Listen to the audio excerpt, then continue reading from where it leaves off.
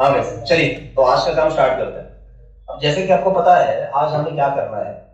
वो जो last time एक क्वेश्चन दिखाया था, क्या था वो? Derive the expression for energy stored in the inductor. जैसे लास्ट टाइम भी कहा था, कैपेसिटर जो फैन के अंदर भी है, मोबाइल के चार्जर में भी है, उसका भी काम है एनर्जी को स्टोर करना, और इंडक्टर का भी काम है एनर्जी को स्टोर करना।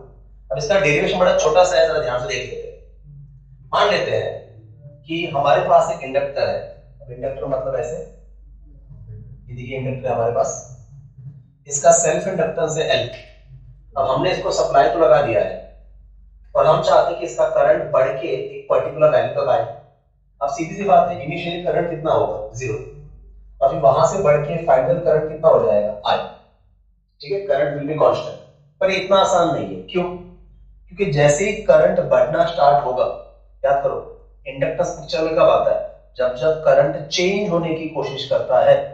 रिपीट, रेजिस्टेंस का नहीं है। रेजिस्टेंस का काम है करंट को अपोज करना, no matter what. Inductance picture में कब आता है? जब जब करंट चेंज होने की कोशिश करता है, तब तक उस चेंज को अपोज करना मतलब इंडक्टेंस है। तो जैसे ही करंट जीरो से बढ़ने लगेगा, इंडक्टेंस उसे अपोज करके घटाने लगेगा। फिर करंट और बढ़ने की कोशिश करेगा, क्योंकि बैटरी का काम है करंट को बढ़ाना। तो बैटरी तो करंट को या सप्लाई तो करंट को बढ़ाने की कोशिश करेगा, पर इंडक्टेंस करंट को घटाने की कोशिश करेगा। अब सीधी सी बात है, अगर ऐसा होता रहा तो करंट बढ़ेगा कैसे? तो सीधी सी बात है, करंट को बढ़ाने के लिए सप्लाई को क्या करना पड़ेगा? Work done. अरे समझ में आ रहा है? तो करंट बढ़ाना चाहते हैं, इंडक्टेंस बढ़ने दे नहीं रहा, अपोज कर रहे हैं। तो इंडक्टेंस का जो अपोज है उसे क्या करना पड़ेगा? ओवरकम, ताकि करंट जीरो से बढ़ के फाइनली कितना हो जाए? आई। तो उसके लिए सप्लाई को क्या करना पड़ेगा? Work done. और यही वर्क डन उस इंडक्टर में क्या करके स्टोर होगा? Magnetic potential energy. उसी एनर्जी का हमें फॉर्मूला चाहिए। ठीक है, एक दो लाइन लिखते हैं पहले को। Inductor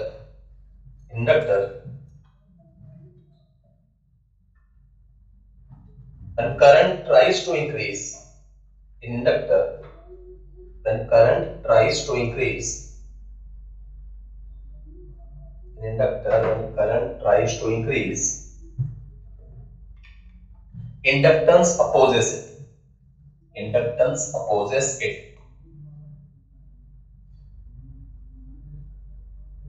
So to increase the current, to increase the current from zero to I, from zero to I, supply needs to do work. Supply needs to do work. And this work done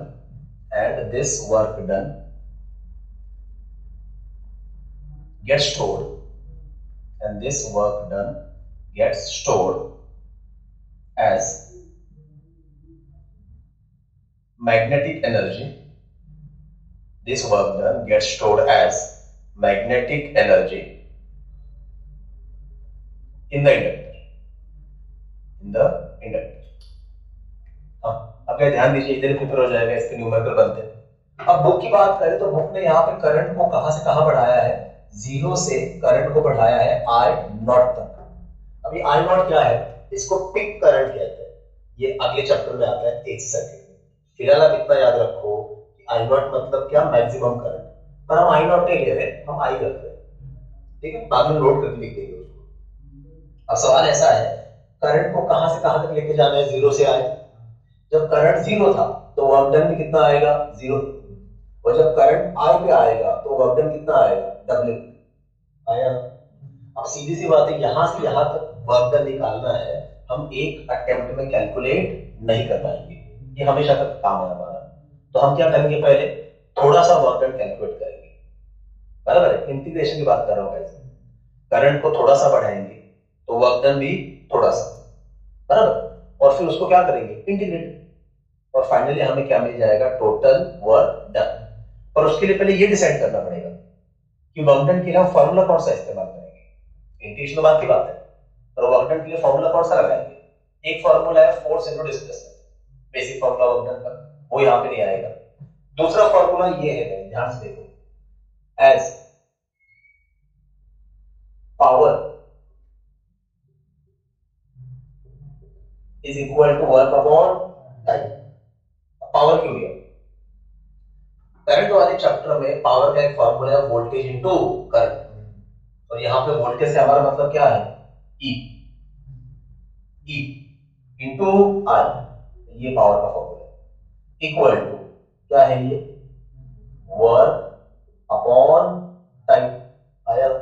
तो फिर यहां से work का formula आ गया, work is equal to E into I into time. ये formula हमें लगाना है। अब ये पिक्चर में क्यों आ रहा है?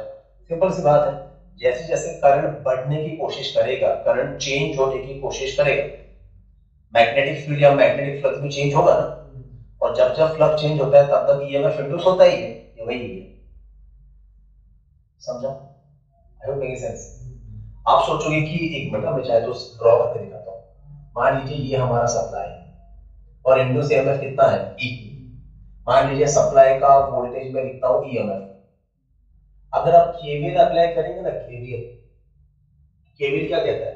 In a close loop the algebraic sum of all the potential drop and all the EMF is zero।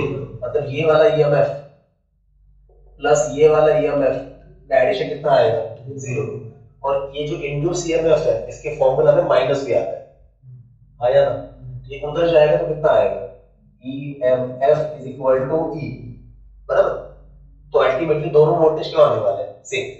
इसीलिए हम ये वाला ही यहाँ पे इस्तेमाल कर सकते हैं। माइनस की बात आप कर रहे हैं तो ई के फॉर्मूला में तो माइनस है ना, माइनस माइनस क्या हो जाएगा? कैंसिल। समझा? तो अल्टीमेटली दोनों वोल्टेजेस क्या होने वाले हैं? सेम। इसीलिए सप्लाई का नहीं लिया है, इंड्यूस ईएमएफ लिया, तो भी हम बराबर सॉल्व कर सकते हैं। अब ये सब लिखने की जरूरत नहीं है पेपर में, बस आपके अंडरस्टैंडिंग के लिए बता रहा हूँ। बच्चों को मन में डाउट तो आता है, सप्लाई लगाया था तो वोल्टेज सप्लाई करो, वर्क सप्लाई कर रहे हैं तो वोल्टेज सप्लाई का आना चाहिए, बराबर। पर सप्लाई का वोल्टेज हमें नहीं दिया है, और केवीएल से हम इतना समझ सकते हैं कि अल्टीमेटली दोनों क्या होने वाले हैं? सेम। आया ना? और आसान करता हूं, अरे अगर ये 5 वोल्ट का है तो इधर में कितना आने वाला है? 5 वोल्ट के आने वाला है।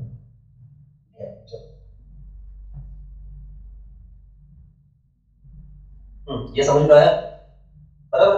अब क्या करेंगे? जैसे मैंने कहा, थोड़ा थोड़ा करके वर्क डन बढ़ाएंगे। अब थोड़ा सा वर्क डन बढ़ाने के लिए टाइम भी थोड़ा सा लगेगा। देखो ध्यान से देखो, अब थोड़ा थोड़ा करके करंट बढ़ाएंगे। तो मैं ऐसे लिखता हूं, if current is increased by amount di, थोड़ा थोड़ा करके करंट बढ़ा रहे हैं, तो करंट कितने से बढ़ा? di। 0 सेकंड में होगा क्या? नहीं। So if current is increase by amount di in time dt, current थोड़ा थोड़ा बढ़ेगा तो टाइम भी तो थोड़ा थोड़ा लगेगा ना। वापस एक बार, if current is increase by amount di in time dt, so work done is what? dw। Correct है? तो गाइस इधर मुझे क्या लिखना पड़ेगा? वर्क डन की जगह पे मैं लिखूंगा dw equal to e into I, और टाइम की जगह पे लिखूंगा dt। Equation number 1।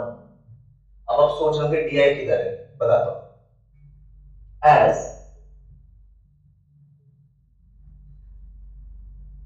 Induce EMF ई, क्या फॉर्मूला है? L D I by D T. इसको उठा के वहां पे पुट कर देंगे।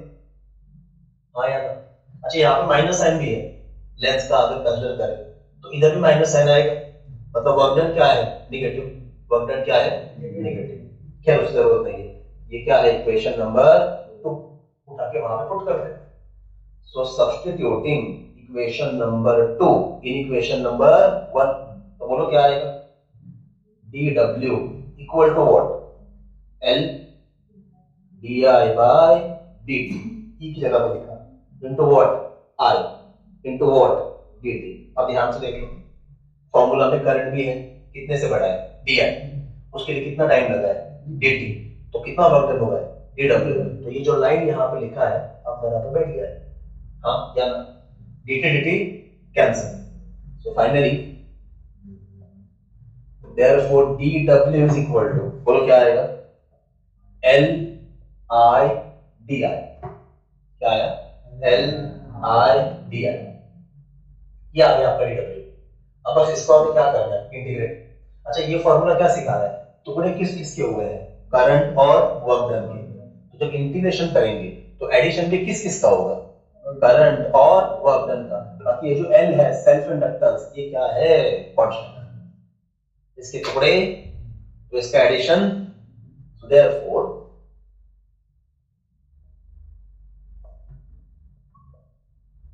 टोटल वर्क डन, थोड़ा अच्छे लिखता हूं, total work done to increase what, current, कहां से कहां तक, 0 to I, या बुक में जैसे लिखा आई नॉट। तो टोटल वर्क डन मतलब क्या, इंटीग्रेशन ऑफ dw, बोलो आया।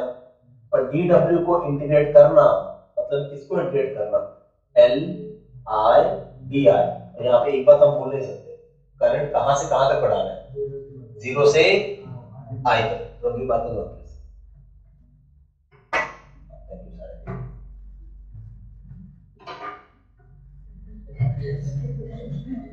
सोचा होगा बात होगा, रेड मार कर मैं यही काम के थोड़े आया हूँ, रेड मार कर तो ये पकड़ो, वापस मत बोल दे, डोंट डिस्टर्ब मी। चलो ध्यान, तो करंट कहां से कहां तक बढ़ाना है, 0 से I, करेक्ट। तो बस खत्म करते हैं, एल को बाहर निकालो, अंदर क्या आया, इंटीग्रेशन किसका, I di का, पर कहां से कहां तक, 0 to I, that is definite integration है। चलिए ओवर टू यू, I का इंटीग्रेशन क्या आएगा, I square by 2, करेक्ट है, thank you. So finally W is equal to L into the bracket what, I square by 2, कहां से कहां, 0 से I, 0 से I। अब क्या करना है, upper limit minus lower limit. So therefore W is equal to, ये 2 को भी, ओए शुभम दबे दूंगा मैं, नहीं एक काम उठो बस, शुभम के पास बैठ, मेरे को रिकॉर्ड नहीं करना, उठो जल्दी। हाँ ये हाफ भी बाहर आएगा, तो ये क्या आएगा, half L in the bracket, I की जगह पे I और बाद में 0, तो ये क्या आएगा, I स्क्वायर माइनस 0, करेक्ट है। तो फाइनली बोलो वर्क डन का फॉर्मूला क्या आया, हाफ L I स्क्वायर, ये रहा गाइस वर्क डन का फॉर्मूला। और यही वर्क डन क्या करके स्टोर होने वाला है, मैग्नेटिक एनर्जी। एक काम और लिखता हूं, इफ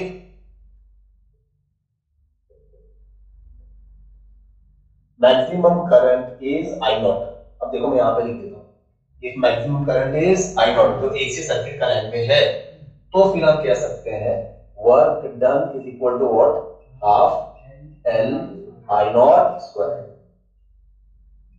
और फिर लिखेंगे, यही फिगर मैं लिख दूंगा, this work done gets stored as magnetic potential energy in the inductor. तो अगर एनर्जी लिखना है तो यहां पे क्या लिखना पड़ेगा, U, कैपिटल U। अच्छा मैग्नेटिक फील्ड का है तो सफिक्स में क्या लिखेंगे, B। इलेक्ट्रिक फील्ड का होता तो क्या लिखते हैं, E। तो is equal to what, half L I naught square.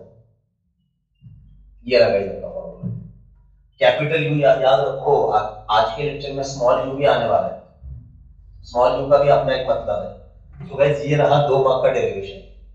अभी आपको पीवाईक्यू में नहीं मिलेगा बोर्ड के, क्योंकि नए सिलेबस ने ऐड किया हुआ है, ये पुराने सिलेबस में था नहीं।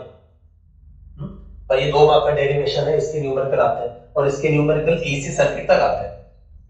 तो ये फॉर्मूला याद रखना। आज के बाद अगर किसी ने पूछा कि इंडक्टर में जो एनर्जी स्टोर होता है उसका फॉर्मूला क्या है, हाफ Li स्क्वायर, अरे I नॉट मत बोलो, पर क्या बोलना है, हाफ Li स्क्वायर। एक आखिरी सवाल, ऐसा एक फॉर्मूला आपने फिजिक्स में भी देखा है, स्कूल लेवल देखते आ रहे हैं, जो इससे थोड़ा रिसेंबल करता है, thank you, kinetic energy half mv square. अब उधर जो m है मास, मास को फिजिक्स में हम कहते हैं इनर्शिया, कुछ याद आया, या मैकेनिकल इनर्शिया। जरा मुझे बात बताओ, इनर्शिया मतलब क्या, ठीक है, ये बराबर है, बुकिश लैंग्वेज थोड़ा बराबर है। आसान भाषा में इनर्शिया का मतलब है लेजीनेस। हर बॉडी के पास मास है, हर बॉडी लेजी है। न्यूटन कहते हैं ना, बॉडी अगर पड़ा है तो वो क्या चाहता है कि मेरे को पड़े रहने दो, वो मोशन में नहीं आना चाहता। या बॉडी अगर मोशन में है तो वो चाहता है कि मुझे मोशन में ही रहने दो, मुझे रोको मत। मतलब body doesn't want to change its state on its own, वो अपने आप नहीं बदलेगा, आपको बाहर से फोर्स अप्लाई करना पड़ता है। इसी लेजीनेस को कहते हैं इनर्शिया। बहुत साल पहले एक टी शर्ट पे पढ़ा था मैंने एक बच्चे के, जहां पे लिखा था I am not lazy, it's just that I have more inertia. अब ये उसको समझ में आएगा जिसको इनर्शिया पता है। सो इनर्शिया का सिंपल इंग्लिश में मतलब है लेजीनेस। जैसे सुबह घर वाले बच्चों को उठा रहे, उठो जाओ क्लास में जाओ, स्कूल जाओ, बच्चा उठने का लेजीनेस कर रहे हैं, मतलब ये फिजिक्स में क्या अप्लाई कर रहा है, इनर्शिया। तो घर वाले भी थप्पड़ मारेंगे, मतलब दे विल अप्लाई फोर्स, फिर वो अपने आप मोशन में आ जाएगा। करेक्ट है, ठीक है, अपने आप तो नहीं आएगा। उसी तरह से गाइस, उधर जो रोल मास का था, इधर ये रोल कौन निभा रहा है, एल। तो मास को हमने बोला था मैकेनिकल इनर्शिया, एल को हमने बोलना है इलेक्ट्रिकल इनर्शिया। क्योंकि ये भी कॉइल का क्या है, लेजीनेस है। आप करंट को बढ़ाना चाहते हो और कॉइल चाहता है करंट ना बढ़े, आप करंट को घटाना चाहते हो, कॉइल चाहता है करंट ना बढ़े। तो जब आप करंट को बढ़ाने की कोशिश करोगे तब भी अपोज किया जाएगा इंडक्टेंस का, जब आप करंट को घटाने की कोशिश करोगे तब भी कॉइल आपको क्या करेगा, अपोज। और ये रेजिस्टेंस नहीं है, ये क्या है, इंडक्टेंस। तो इंडक्टेंस क्या चाहता है कि there should be no change.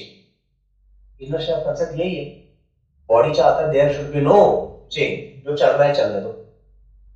वैसे इंडक्टेंस भी क्या चाहता है, there should be no change in current. एक तरह का इनर्शिया है ना। लेकिन मास को क्या बोलते हैं, मैकेनिकल इनर्शिया। इसे बोलेंगे इलेक्ट्रिकल इनर्शिया। क्या बोलेंगे, ये फर्क है। तो ये भी याद रखना, inductance is also called as electrical inertia.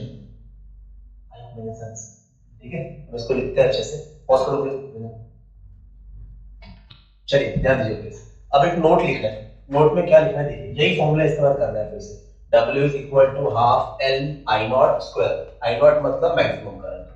थोड़ी देर के लिए हम मान लेते हैं कि मैक्सिमम करंट है 1 एम्पियर। मतलब करंट को 0 से कहां तक सेट करना है, 1 एम्पियर तक। तो सीधी सी बात है, अगर I naught की जगह पे 1 लिखेंगे तो ये क्या आएगा, W is equal to half L into the bracket 1 का स्क्वायर। 1 का स्क्वायर इज 1, ये हट गया। और यहां से फिर L का फॉर्मूला क्या बनेगा, 2W। यहां से हम सेल्फ इंडक्टेंस का और एक डेफिनेशन कर सकते हैं कि सेल्फ इंडक्टेंस इज, पहले सुन लो, self inductance is twice of work done to establish unit current in the circuit. What I said, book की भाषा में ऐसा है, self inductance of a coil is twice of work done required to establish magnetic field या magnetic flux associated with unit current. मतलब इतना current set करने के लिए सर्किट में जितना वर्क डन करना पड़ता है उसके डबल क्या होता है, कॉइल का इंडक्टेंस। ये इसका सिंपल मतलब है। करंट को कहां से कहां बढ़ाया, 0 से 1 एम्पियर तक, और उसके लिए सप्लाई को जो वर्क डन करना पड़ा उसको 2 से मल्टीप्लाई करो, that will be your coil का सेल्फ इंडक्टेंस। फॉर एग्जांपल, मान लो वर्क डन करना पड़ा 5 जूल, करंट को कहां से कहां बढ़ाया हमने, 0 से 1 एम्पियर। तो इस 5 को 2 से मल्टीप्लाई करो, कितना आता है, 10 हेनरी। तो आपकी कॉइल का सेल्फ इंडक्टेंस कितना है, 10 हेनरी। यहां से भी हम L कैलकुलेट कर सकते हैं। तो लिखा के देने से पहले आखिरी बार रिपीट करता हूं, self inductance of a coil is twice of work done to establish magnetic field associated with unit current in the circuit। अब करंट को एस्टैब्लिश करने की जगह पे क्या बोल रहे हैं कि मैग्नेटिक फील्ड को एस्टैब्लिश करना है, लेकिन किस करंट का, यूनिट करंट का, मतलब ही 1 ampere. I hope making sense. ठीक है, तो ये लिखा के देता हूं, ये एक्चुअली बुक ने दिया है तो मैं भी आपको बता रहा हूं। ठीक है, पॉज करो प्लीज। चलिए गाइस, अभी छोटा सा टॉपिक है इंडक्टेंसेस और inductors in series and parallel. जैसे लास्ट टाइम भी आपको कह रहा था मैं कि फिजिक्स टू में 4 कंपोनेंट है, रजिस्टर है, बैटरी है, इंडक्टर है और कैपेसिटर है, और इन चारों को हम सीरीज और पैरेलल में लगाते हैं। अब अगर रजिस्टर की बात करो तो याद करो, रजिस्टर्स को आप जब सीरीज में लगाते हो तो सर्किट का रेजिस्टेंस बढ़ जाता है। हम ऐसा लिखते हैं ना, R S is equal to R1 plus R2 plus R3 goes on.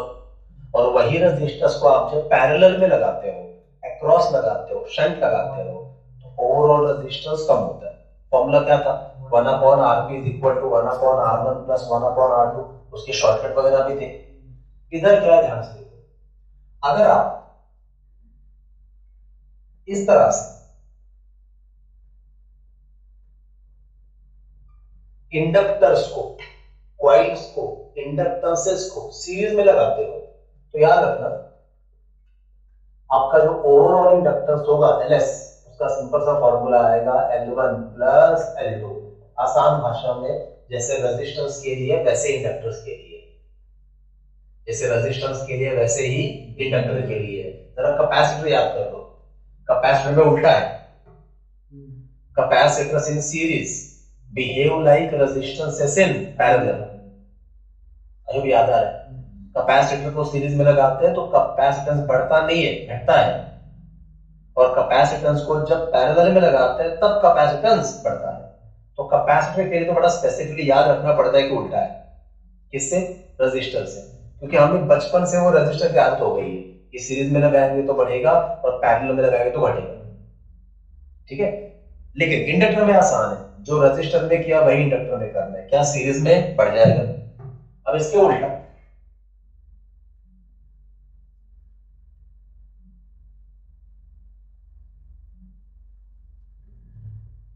मान लीजिए कि आपके पास दो इंडक्टर्स है, दो इंडक्टेंसेस है, वो दोनों पैरेलल में है, तो यहां पे भी रेजिस्टेंस की तरह फॉर्मूला बनेगा 1/Lp is equal to what, 1/L1 plus 1/L2 अगर दो है तो।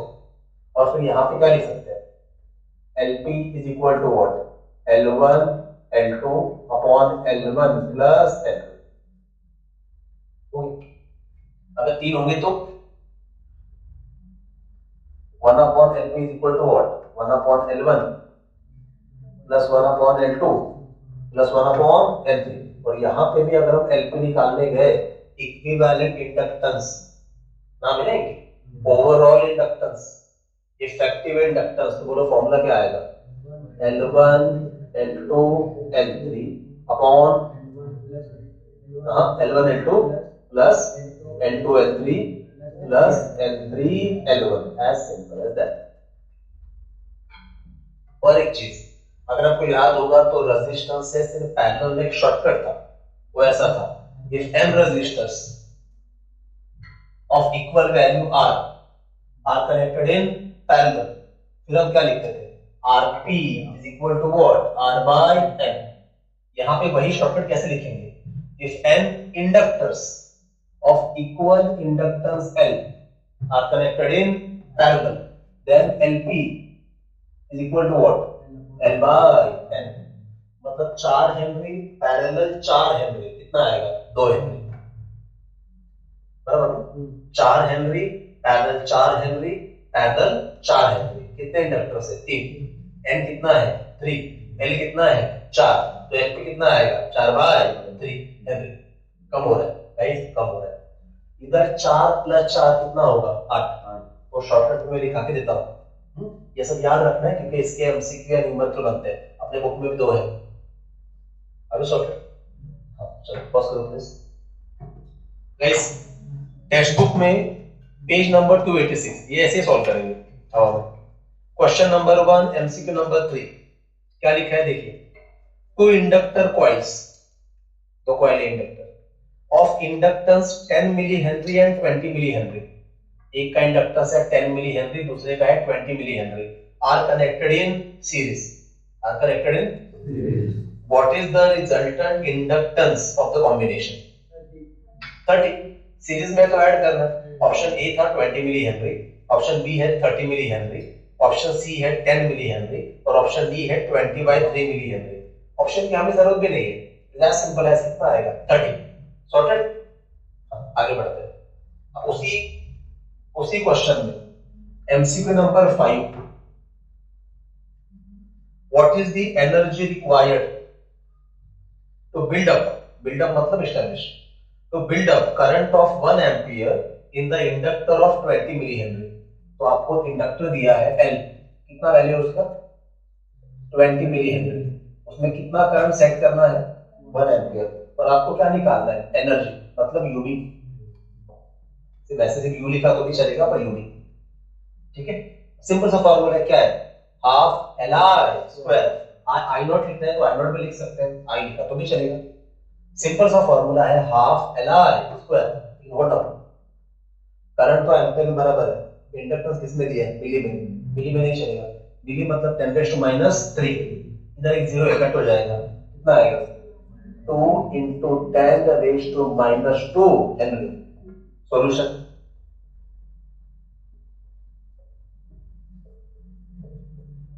एनर्जी स्टोर मतलब क्या यूबी, फॉर्मूला बोलो half L I square, as simple as that. Half को ऐसे ही लिखा, एल की जगह पर क्या लिखो 2 × 10⁻², आई कितना है 1, और क्योंकि करंट एम्पियर में ही है तो कन्वर्ट करने की जरूरत बिल्कुल नहीं है, 1 का स्क्वायर इज 1 तो 2 कैंसिल। इस तरह से गाइस एनर्जी आ गया 10⁻² जूल। लेकिन अगर ऑप्शन की बात करें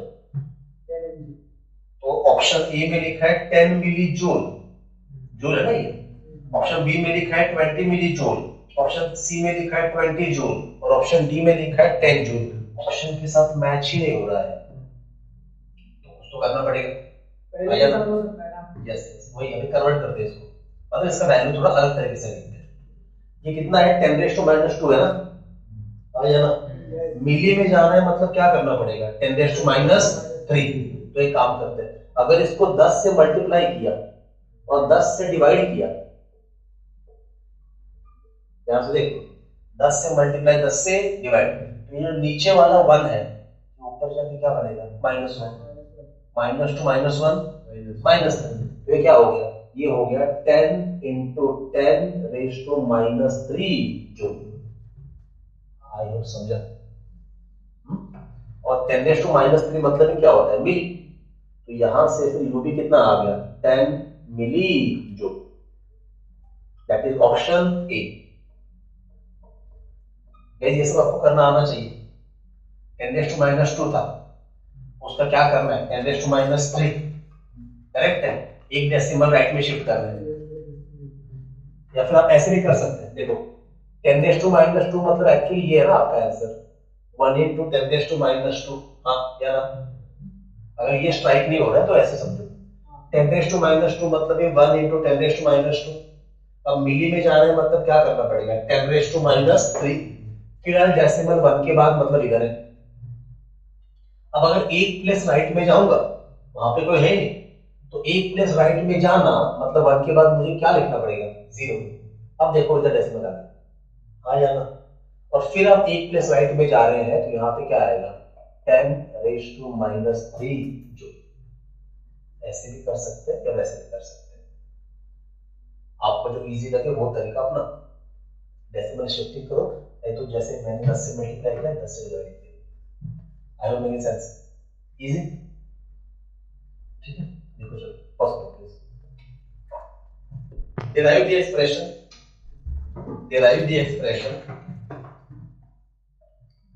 expression for self inductance, derive the expression for self inductance of current carrying solenoid, derive the expression for self inductance of current carrying solenoid। अगर देखा जाए ना तो यहाँ पे 3 डेरिवेशन है, एक सोलेनॉइड का है, एक टोरॉइड का भी है, पर अपने बुक में क्या किया है टोरॉइड का जो डेरिवेशन है वो 100 न्यूमेरिकल में दिया है, उसको अलग से थ्योरी में नहीं दिया है, तो हम सिर्फ उसका फॉर्मूला कर लेंगे वो भी एंड में।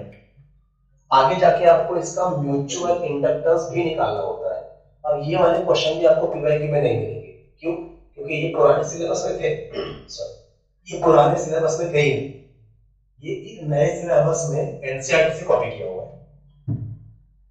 पर हाँ अब अब तक नहीं पूछे इसका मतलब ये नहीं कि कभी नहीं आएंगे।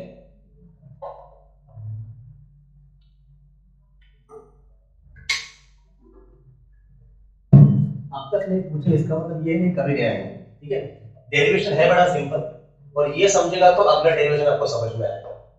देखिए ये आपका करंट कैरिंग सोलेनॉइड है, अब इसके ऊपर भी टर्न्स ही है, मतलब जब इसमें भी करंट चेंज होने की कोशिश करेगा तब ये सोलेनॉइड को उसे क्या करेगा, अपोजिट। मतलब सोलेनॉइड के पास भी खुद का क्या है, सेल्फ इंडक्टेंस, उसी का हमें फॉर्मूला चाहिए। कैसे करेंगे देखिए, एकदम बेसिक में जाते हैं। याद करो हमने ऐसा लिखा हुआ था एज, याद है, flux is directly proportional to I. I क्या है, करंट पर टर्न, यहाँ पे नंबर ऑफ टर्न्स है ना, तो आई क्या है, करंट पर टर्न। बुक में यहाँ पे ना नीचे बी लिखा हुआ है, बी क्यों, मैग्नेटिक फ्लक्स है इसलिए, पर क्या मैं नहीं लिख रहा हूँ, ध्यान देते। और ये किसके लिए फॉर्मूला है, एक टर्न के लिए। हमारे पास सोलेनॉइड में टोटल नंबर ऑफ टर्न्स कितने हैं, कैपिटल एन, तो यहाँ पे ऊपर लिखेंगे क्या, capital N is equal to what, total number of turns of solenoid. ये सब किस चैप्टर से आ रहा है, magnetic field due to electric current. याद करो पहले वही लेते चलो। सोलेनॉइड के लिए दो तरह के टर्म्स होते हैं, कैपिटल एन मतलब क्या, टोटल, बोलो, total number of turns of solenoid. Small L मतलब क्या, length of solenoid, small L मतलब क्या, लेंथ ऑफ। अब यहाँ पे स्मॉल एल ही लेना पड़ेगा, कैपिटल एल नहीं ले सकते, क्यों, क्योंकि कैपिटल एल ऑलरेडी इधर है, उसका मतलब क्या है, सेल्फ इंडक्टेंस, तो दो दो एल थोड़ी ले सकते हैं ऐसे। तो स्मॉल एल क्या है, लेंथ ऑफ सोलेनॉइड क्या है, और फिर उसके बाद था स्मॉल एल, याद है क्या था small L, number of turns per unit length, मतलब कैपिटल एन बाय एल। ये सब लिखा के दूंगा, बस याद कर लो, ठीक है। तो phi is equal to L I, this is magnetic flux for one turn. पर हमारे पास ऐसे कितने टर्न्स है, n, तो फॉर्मूला क्या आ गया, n phi is equal to L I. यहाँ पे l क्या है, self inductance of solenoid, self inductance of, और फिर यहाँ से l का फॉर्मूला बन गया, L is equal to what, n phi upon r, equation number 1, equation number 1। पर हमें थोड़ी पता है कि इसमें फ्लक्स कितना है, नहीं, तो इसको ऐसे लिख नहीं सकते, इसको सॉल्व करना पड़ेगा। अब क्या सॉल्व करेंगे देखो, here phi is equal to what, magnetic flux in solenoid, बोलो हाँ या ना। अब फ्लक्स निकालना पड़ेगा, फ्लक्स का खुद का फॉर्मूला क्या है, बी ए कॉस थीटा। गाइस ऑलरेडी यहाँ पे n हम ले चुके हैं, तो यहाँ पे n लेने की जरूरत नहीं है, करेक्ट है। सो फ्लक्स का फॉर्मूला है बी ए कॉस थीटा। अब जरा ध्यान से देखो, इसमें ए क्या है, सोलेनॉइड, ऐसे मेरे मत बोलो, सोलेनॉइड का क्रॉस सेक्शन एरिया, सोलेनॉइड का मतलब मान लीजिए अगर यही आपका सोलेनॉइड है, ये आपका सोलेनॉइड है, आपने तार को ऐसे राउंड किया हुआ है, तो एरिया मतलब ये एरिया, ये, ठीक है। फॉर एग्जांपल डायग्राम में दिखा देता हूं, एरिया मतलब गाइस हम इस एरिया की बात कर रहे हैं, तो ए क्या है, cross section area of solenoid, याद है। और बी क्या है, B magnetic field in solenoid. अरे ये सिर्फ सोलेनॉइड थोड़ी, इसमें करंट पास हो रहा है, तो बी क्या है, मैं बाद में लिख देता हूँ ये सब, बी क्या है, मैग्नेटिक फील्ड इन सोलेनॉइड। अब जरा वापस हमें जाना पड़ेगा in the chapter magnetic field due to electric current, याद करो प्लीज। उसमें हमने सोलेनॉइड के अंदर कितना मैग्नेटिक फील्ड है ये कैलकुलेट किया हुआ है, याद करके बताओ फॉर्मूला क्या था, बी इज इक्वल टू क्या था, mu naught, yes mu not into small N, ये है guys magnetic field in solenoid. अच्छा ये भी याद करो, ये जो सोलेनॉइड का मैग्नेटिक फील्ड है, इसका डायरेक्शन कहां पे आता है, it is, yes it is always along the axis. ये रहा गाइस आपका वेक्टर भी, और अगर ये आपका क्रॉस सेक्शन एरिया है तो आपका वेक्टर ए भी इधर ही जाएगा, बोलो हाँ या ना, बराबर ना। अगर ये आपका क्रॉस सेक्शन एरिया है ये, तो आपका वेक्टर ए भी इधर ही जाएगा, वेक्टर बी भी इधर ही जा रहा है, मतलब ये दोनों आपस में कैसे है, पैरेलल, और पैरेलल है तो कितना है, 0, cos 0 कितना आता है, 1। इस तरह से cos का टर्म हट गया। चलो मैं लिख देता हूँ, ये क्या है, ये है क्रॉस सेक्शन एरिया किसका, सोलेनॉइड का। बी क्या है,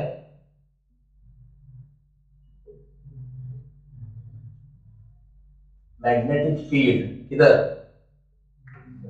इनसाइड सोलेनॉइड। ये भी याद कर लो, ये फील्ड अंदर है अलोंग द एक्सिस, सोलेनॉइड के बाहर तो फील्ड कितना हो जाता है, ऑलमोस्ट 0। और इसी बी का फॉर्मूला क्या है, तो B is equal to mu not into small n I। अब सर नंबरिंग करते हैं, इक्वेशन नंबर 2, इक्वेशन नंबर 3, ठीक है। ऑल्सो क्या लिखना पड़ेगा, vector B parallel vector A। अब ये सब डायग्राम में पेपर में अच्छे से दिखाना guys, vector B parallel vector A, तो थीटा इज इक्वल टू कितना, 0 डिग्री, तो cos 0 degree is equal to कितना, 1। देयरफॉर इक्वेशन 2 बिकम्स, बोलो क्या लिखो इसके लिए, phi is equal to B into A। Guys बिल्कुल भी रट्टा मारने की जरूरत नहीं है, अगर आप ध्यान से करोगे ना तो सब इजी है। पहले ये फॉर्मूला स्टार्ट करना है, फिर फ्लक्स की जगह पे क्या लिखना है, BA cos थीटा, थीटा अपने आप हटने वाला है, और फिर आपको सिर्फ B का फॉर्मूला पुट करना है, सॉल्व करना है, खत्म करना है। इसको नंबर देता हूं इक्वेशन नंबर 4। अब बस B का फॉर्मूला उठाओ, यहां पर पुट करो।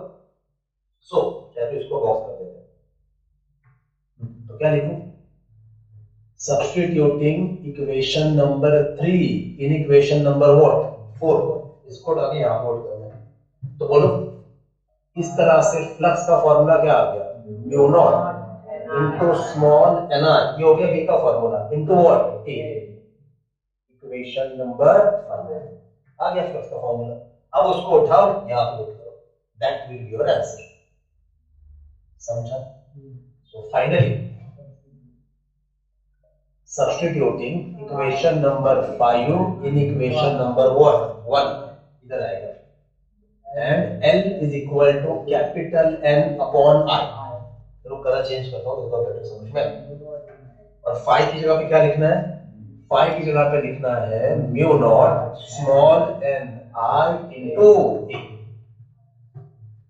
आई कैंसिल, आई तो कैंसिल हो गया, पर बाहर क्या है, कैपिटल N, और ब्रैकेट में क्या है, स्मॉल n। अब दोनों में से एक ही रखना पड़ेगा, या तो फिर कैपिटल N को स्मॉल n में लिखो, या स्मॉल n को, हम दोनों करेंगे, दो फॉर्मूले हमें मिलेंगे।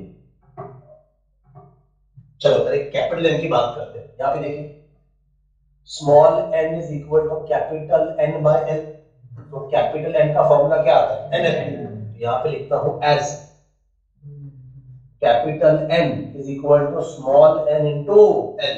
माइंड इट, कैपिटल L मतलब सेल्फ इंडक्टेंस है, और ये स्मॉल l मतलब सोलेनॉइड का लेंथ है, जो सब लिखा के देने हैं, ठीक है। तो therefore on the board L is equal to capital N की जगह पे मुझे क्या लिखना है, स्मॉल n इनटू L, और बाकी ब्रैकेट में क्या लिखा है, ब्रैकेट में लिखा है mu not into small n into a। आ जाना, और finally guys this is it.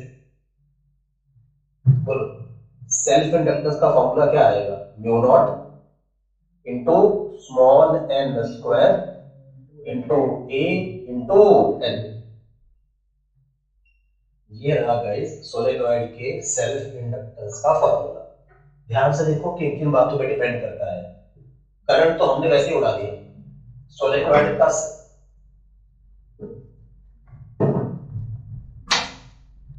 देखिए सेल्फ इंडक्टेंस, देखिए तीन बातों पे डिपेंड कर रहा है। एक number of turns per unit length, small n है, mind it, cross section area, और सोलेनॉइड का लेंथ, और एक चीज है medium.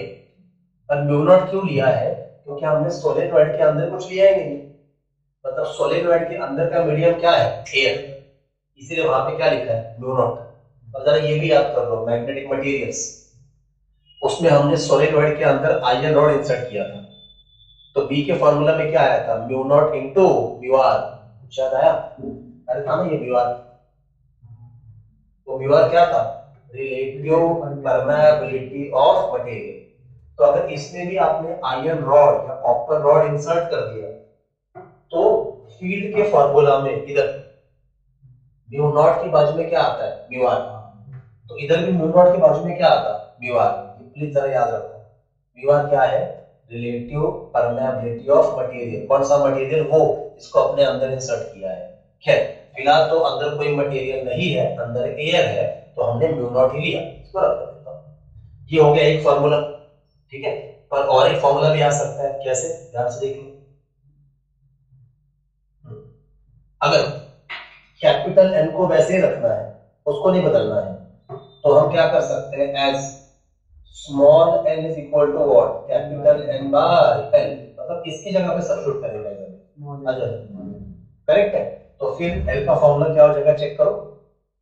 Therefore L is equal to, capital N को तो मैंने वैसे ही लिखा, म्यू नॉट को भी मैंने वैसे ही लिखा, ध्यान से देखते रहो, बस स्मॉल एन की जगह पे क्या लिखा, capital N by L.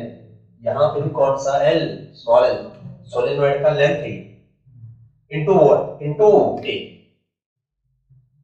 Into A. और यहां से फिर आपको एक नया फॉर्मूला मिलेगा कि सोलेनॉइड का self inductance is what, mu not into capital N का square into A upon L.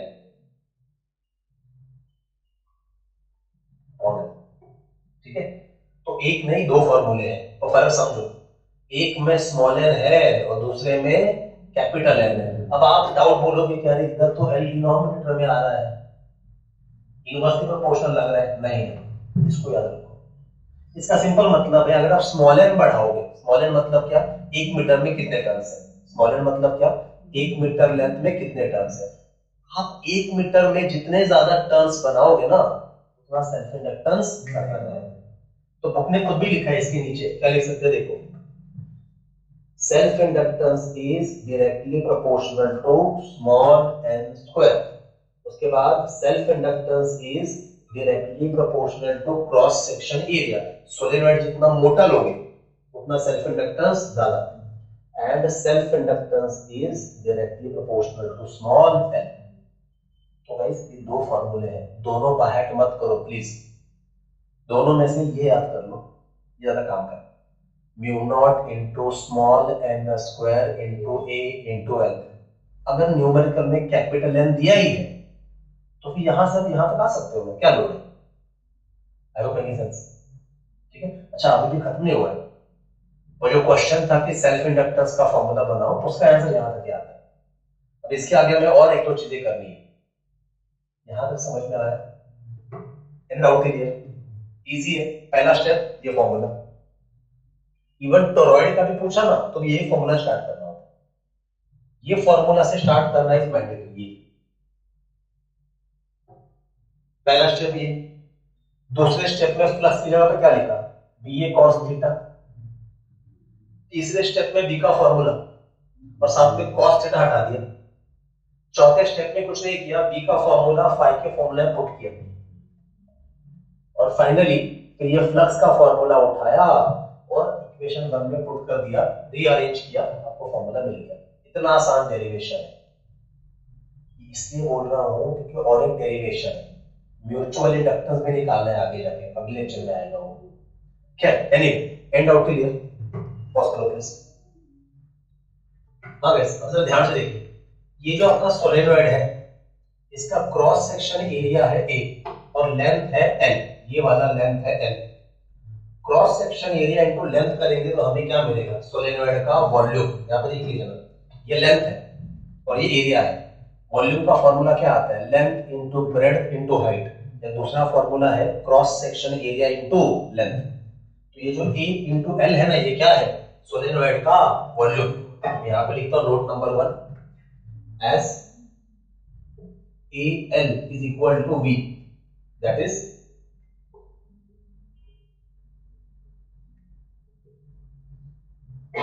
Volume of solid, तो वो जो फॉर्मूला वहां पे लिखा है एल का, उसको रिपीट करते हैं।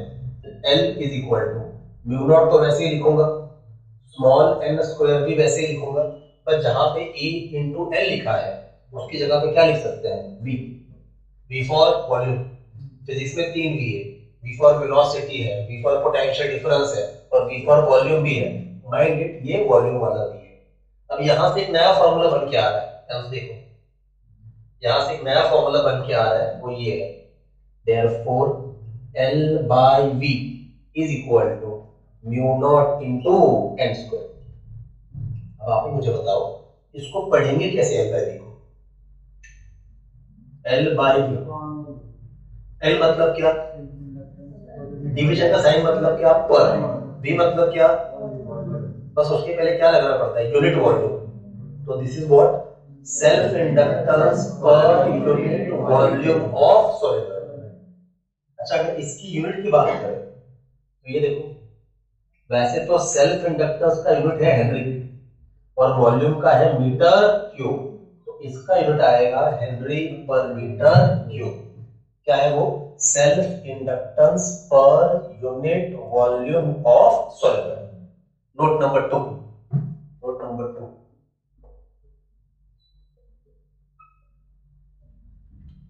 गाइस इस फॉर्मूला से या फिर इस फॉर्मूला से भी इनफैक्ट हमें क्या करना है, म्यू नॉट का यूनिट बनाना है, यूनिट। चलिए इधर से बनाते हैं, S L is equal to what, mu not into small N square into A into L. अब जिसका यूनिट लिखना है पहले उसका फॉर्मूला बना लेते हैं, मतलब किसका, म्यू नॉट का। तो क्या आएगा, mu nought is equal to L upon small N square into A into L. अब याद करो एल का यूनिट क्या आएगा, हेनरी। स्मॉल एन का यूनिट क्या है, पर मीटर, तो उसका यूनिट आएगा पर मीटर स्क्वायर। बोलो हाँ या ना, बराबर लिखा मैंने। इनको क्या है, एरिया, मीटर थोड़ी आएगा, मीटर स्क्वायर। और last but not the least small N, मतलब फिर से क्या, मीटर। अब आप ही बताओ, ये मीटर स्क्वायर ऊपर जाएगा और इस वाले मीटर स्क्वायर से कैंसिल होगा, तो फाइनली क्या बचा, हेनरी पर मीटर। तो गाइस याद रखना, इस फॉर्मूला से भी आपको परमेबिलिटी का एक नया यूनिट मिला है, और वो क्या है, henry per metre. That is H by M, henry per metre. समझा, ये दो नोट आपको समझ में आ गए। अब इसमें और क्या काम बचा है बता देता हूं। अभी थोड़ी देर पहले हमने कोई भी इंडक्टर, सोलेनॉइड भी एक तरह का क्या है, इंडक्टर ही है, कॉइल फॉर्मिंग है, कितना एनर्जी स्टोर करता है उसका फॉर्मूला हमने बनाया है, और फॉर्मूला है हाफ एल आई स्क्वायर, बराबर है। अच्छा मान लीजिए एनर्जी स्टोर कहां पे होगा, सोलेनॉइड के ऊपर या अंदर, ऑब्वियसली अंदर। अंदर मतलब एरिया की वॉल्यूम, वॉल्यूम। तो मान लीजिए कि सोलेनॉइड का वॉल्यूम है 5 मीटर क्यूब, कितना, और सोलेनॉइड के अंदर टोटल एनर्जी स्टोर्ड है 20 जूल, कितना, तो हम लोग क्या बोलेंगे, 5 मीटर क्यूब में 20 जूल एनर्जी। तो मुझे बताओ 1 मीटर क्यूब में कितना, 4 जूल। इतना क्या सोच रहे हो, 5 मीटर क्यूब में 20, 1 मीटर क्यूब में 4 जूल, 4 जूल पर मीटर। ये हमने क्या निकाला, energy stored per unit volume, क्या निकाला, ये भी याद कर लो अभी। पर यूनिट वॉल्यूम मतलब क्या होता है, डेंसिटी। याद करो डेंसिटी क्या है, मास अपॉन वॉल्यूम ना, मास अपॉन वॉल्यूम मतलब मास डेंसिटी। ये क्या है, एनर्जी अपॉन वॉल्यूम, मतलब ये क्या, किसका फॉर्मूला है, एनर्जी डेंसिटी। तो अगला छोटा सा डेरिवेशन यही है, एनर्जी डेंसिटी ऑफ सोलेनॉइड। आसान भाषा में कितना एनर्जी स्टोर किया है per unit volume. Total energy पूछा तो स्टैंडर्ड फॉर्मूला है हाफ एल आई स्क्वायर, हमें क्या चाहिए, energy stored per unit volume. अभी फिर इसके बाद वही करना है, पर क्या है, ये दोनों नोट समझ में आ गए आपको, इतना लिखना है पहले, derive the expression derive the expression for derive the expression for energy density, derive the expression for energy density of solenoid, derive the expression for energy density of solenoid. अब पहले तो डेफिनेशन देखो, energy stored per unit volume, energy stored per unit volume in the solenoid, energy stored per unit volume in the solenoid is called as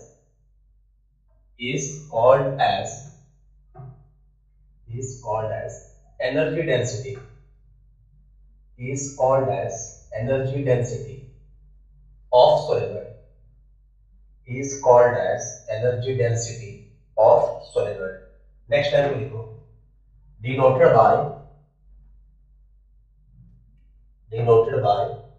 आगे इस board को देखो, total energy को denote किया था कैपिटल यू से, energy density को denote करते हैं स्मॉल यू से। ये नीचे बी मतलब क्या समझा रहा है, मैग्नेटिक फील्ड। देखो denoted by U suffix B. अच्छा इसका फॉर्मूला बनाना है, चलिए स्टार्ट करते हैं, इधर से स्टार्ट करता हूं। देखिए as total energy stored in solenoid, as total energy stored in solenoid, total energy मतलब कैपिटल यू। चलिए नीचे सब इसमें बी भी लिख देते हैं। क्या फॉर्मूला है इसका, half L I square, equation number 1। ठीक है, अब हमें क्या चाहिए, एनर्जी पर यूनिट वॉल्यूम। यहां पर लिखते हैं therefore energy density is equal to what, total energy per unit volume। Correct है, मतलब ये क्या, u सफिक्स b स्मॉल वाला u is equal to what, capital U suffix b total energy upon b। अब इसको मैं ऐसे भी लिख सकता हूं, ध्यान से देखिए। अभी हमने वॉल्यूम का फॉर्मूला किया है, एरिया इनटू लेंथ, तो ये आएगा UB upon area into length, equation number what 2, equation number 2। Correct है।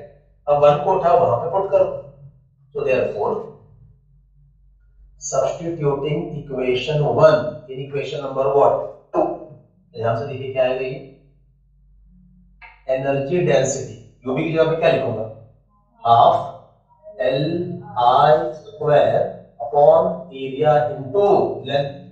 तो को चाहे को नीचे पुल कर लेता हूं, तो ये एनर्जी डेंसिटी का फॉर्मूला में आएगा half into capital L I square upon area into length, equation number what 3।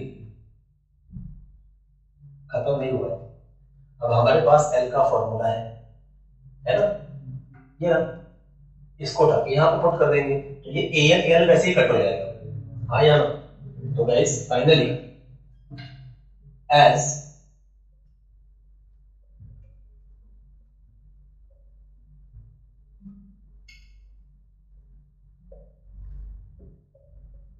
क्या लिखना पड़ी, as self inductance of solenoid capital L क्या आएगा, mu not small N square A into L, equation number what 4, equation number 4।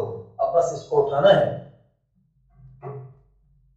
तो substituting equation number कितना 4 इन equation number 3। अब थोड़ा ध्यान से देखो, जरा कलर वगैरह चेंज करके लिखते हैं ताकि बेटर समझ में आए। फॉर्मूला चल किसका रहा है, एनर्जी डेंसिटी का। हाफ को तो मैंने वैसे ही कॉपी कर लिया, आई स्क्वायर को भी कॉपी कर लेता हूं पहले, अपॉन ए एल को भी कॉपी कर लेता हूं, क्योंकि सब्स्टिट्यूशन किसको करना है, कैपिटल एल को, तो उसको छोड़ दिया, बाकी सबको मैंने पहले ही कॉपी कर लिया। अब कैपिटल एल की जगह पे क्या लिखूंगा, mu not small N square A into L.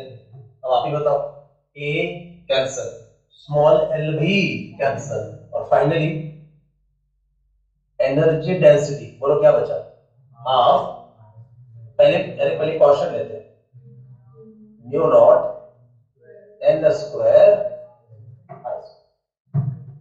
हाँ या ना, आपके सब कुछ क्या हो गया, कैंसल। अब ये भी फाइनल आंसर नहीं है, एक काम करते हैं, multiplying and dividing about equation by mu naught. जो ऊपर का इक्वेशन है ना, इसको म्यू नॉट से मतलब परमेबिलिटी ऑफ वैक्यूम से मल्टीप्लाई करते हैं और डिवाइड करते हैं, तो देख लो क्या आएगा, म्यू बी, हाफ मैंने पहले लिख लिया, डिवाइड करना है इसलिए बाजू में क्या लिख दिया, म्यू नॉट।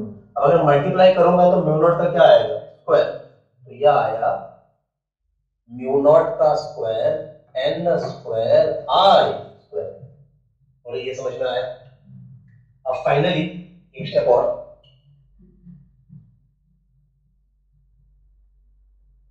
इस फर्क समझो, ये यू है ये म्यू है, ये यू है और ये म्यू है।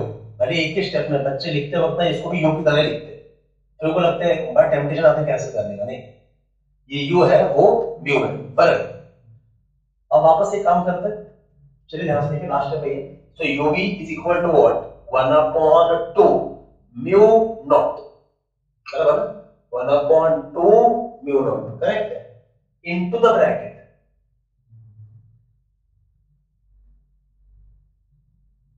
क्या लिखा है, into the bracket mu not N I और उसका स्क्वायर। स्क्वायर मैंने कॉमन लिख दिया, ऐसा क्यों किया, जरा टर्म देखो, what is mu not N I, capital B magnetic field of solenoid, हो गया, as mu not into small N I is what, capital B, that is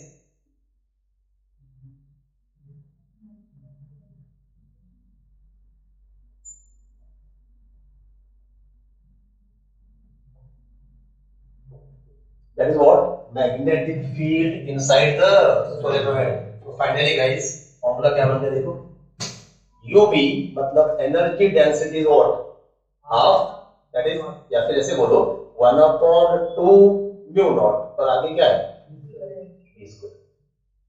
या अगर आपको ऐसे नहीं याद रखना है तो और एक काम कर सकते हैं, हाँ वो ज्यादा आसान है याद करना। तो एनर्जी डेंसिटी का फॉर्मूला है v²/2 म्यू नॉट। यहाँ पे b मतलब मैग्नेटिक फील्ड इनसाइड सोलेनोइड। और अगर आपको लग रहा है कि ये फॉर्मूला पहली बार सुन रहे हो तो ऐसा बिल्कुल नहीं। 11th में chapter number 13 electromagnetic waves and communication system, उसमें एक छोटा सा टॉपिक है जिसमें इलेक्ट्रोमैग्नेटिक वेव्स के प्रॉपर्टीज दिए हुए हैं, घर जाके चेक करना। उसमें एक जगह पे एक प्रॉपर्टी है, ऐसा लिखा है energy density in the form of electric field, वो लिखा है half epsilon not E square, ये फॉर्मूला इलेक्ट्रो में आता है। उसके आगे लिखा है energy density in terms of magnetic field is b²/2 mu naught. अगर आप ये सोच रहे हो ये फॉर्मूला उधर क्या कर रहा था, वो भी बता देता हूँ, याद करो। इलेक्ट्रोमैग्नेटिक वेव जो है उसके पास खुद का इलेक्ट्रिक फील्ड भी होता है और मैग्नेटिक फील्ड भी होता है। दूसरी बात वहां पे लिखा था कि किसी भी इलेक्ट्रोमैग्नेटिक वेव का जो टोटल एनर्जी होता है उसमें आधा कंट्रीब्यूशन किसका है, मैग्नेटिक फील्ड का, और आधा कंट्रीब्यूशन किसका है, इलेक्ट्रिक फील्ड का।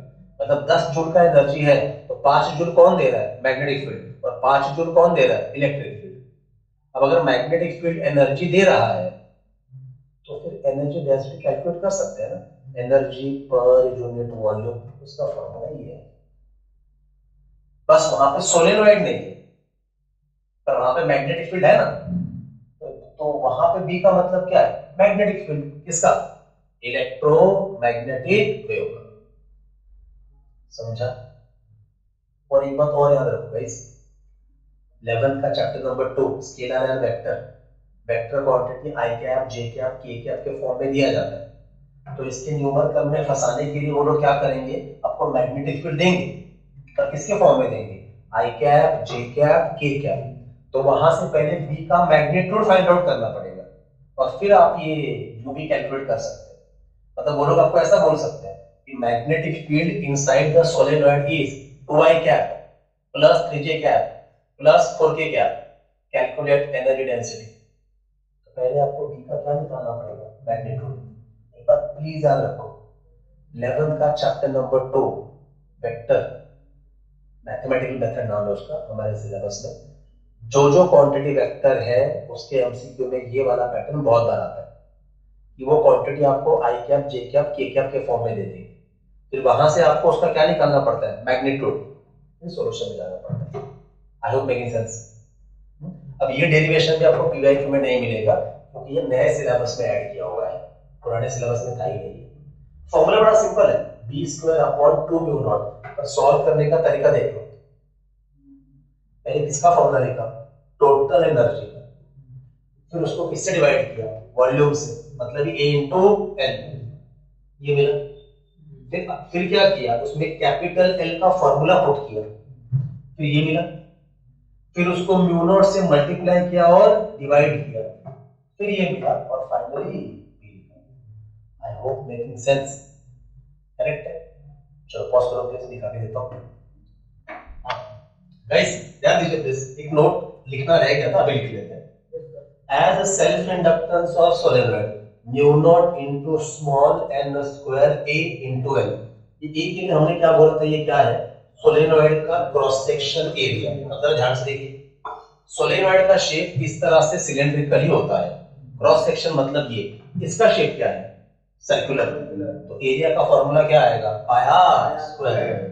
ये देखिए बना के रखा है, ये स्मॉल आर क्या है, सोलेनॉइड के क्रॉस सेक्शन का रेडियस क्या है, ये क्रॉस सेक्शन का रेडियस। या स्मॉल डी क्या है, सोलेनॉइड के क्रॉस सेक्शन का डायमीटर। तो आप एक काम कर सकते हैं, यहाँ पे लिखो L is equal to mu not N square A into L. इधर ही चेंजेस करते हैं, रट्टा नहीं मारना, इधर ध्यान से देख लो।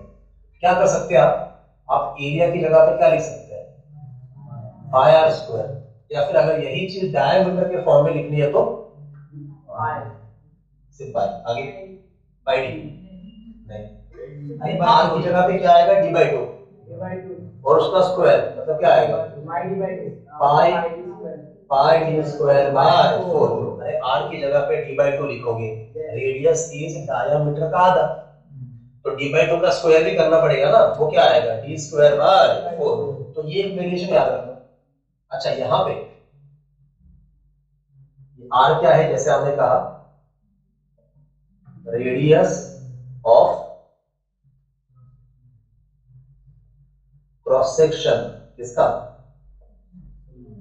सोलेनॉइड का, और ये स्मॉल डी क्या है, डायमीटर किसका, क्रॉस सेक्शन का, किसका क्रॉस सेक्शन, हो गया। तो गाइस ये एक वेरिएशन है।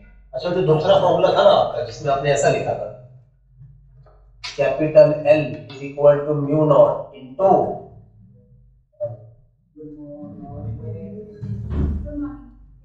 वो फॉर्मूला क्या था, वो फॉर्मूला था mu not into N square into A bar N.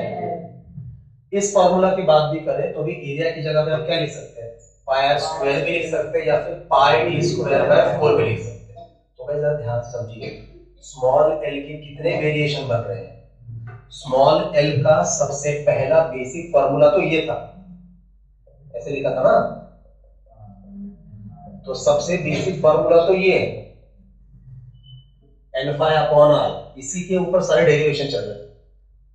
फिर यहां से अगर सोलेनॉइड का बनाया है तो एक फॉर्मूला ये बना, mu not N square into A into L.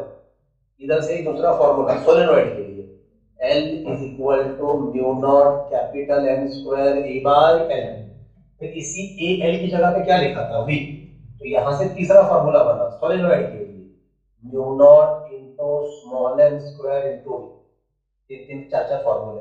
फिर इसी V को शिफ्ट भी किया था, L बाय V लिया था, वो क्या बन गया था, self inductance per unit volume mu naught into N square. तो एक ही चीज के कितने सारे फॉर्मूले हैं। और अभी तो ये सिर्फ सोलेनोइड ही है। ऐसा सेम कंसेप्ट टोरॉइड के लिए भी है। टोरॉइड क्या होता है? सोलेनोइड को या बैंगल शेप में कन्वर्ट करते हो। जैसे मैंने कहा टोरॉइड का डेरिवेशन टेक्स्ट बुक में दिया नहीं और वो एंट्रांस में काम आ सकता है, तो उसका फॉर्मूला टेक्स्ट बुक ने दिया है सॉल्व न्यूमेरिकल में। मैं चैप्टर के एंड में आपको लिखवा के दे दूंगा, वो डेरिवेशन नहीं कराऊंगा, फॉर्मूला कराऊंगा। और अगले लेक्चर में जो हमें करना है वो क्या है, एक सोलेनोइड लेना है और उसके ऊपर दूसरा कॉइल भी ऑन करना है, मतलब दो इंडक्टर हो जाएंगे। तो उनके बीच में भी इंडक्टेंस आता है, लेकिन उसे सेल्फ नहीं कहते, म्यूचुअल कहते हैं, क्योंकि एक नहीं बल्कि दो कॉइल है। उसका भी डेरिवेशन बुक ने दिया नहीं है, पर वो डेरिवेशन हम करने वाले हैं, तो जरूरी है थोड़ा सा सेंस। समझा? अब डायग्राम फिर से बनाने की जरूरत नहीं है, काम करो, आपने पहले जहां पे डायग्राम बनाया है सोलेनोइड का उधर ही आर और डी ड्रॉ कर लो और यहां से स्टार्ट करो, ड्रॉ यहां तक आ जाओ। और करो प्लीज।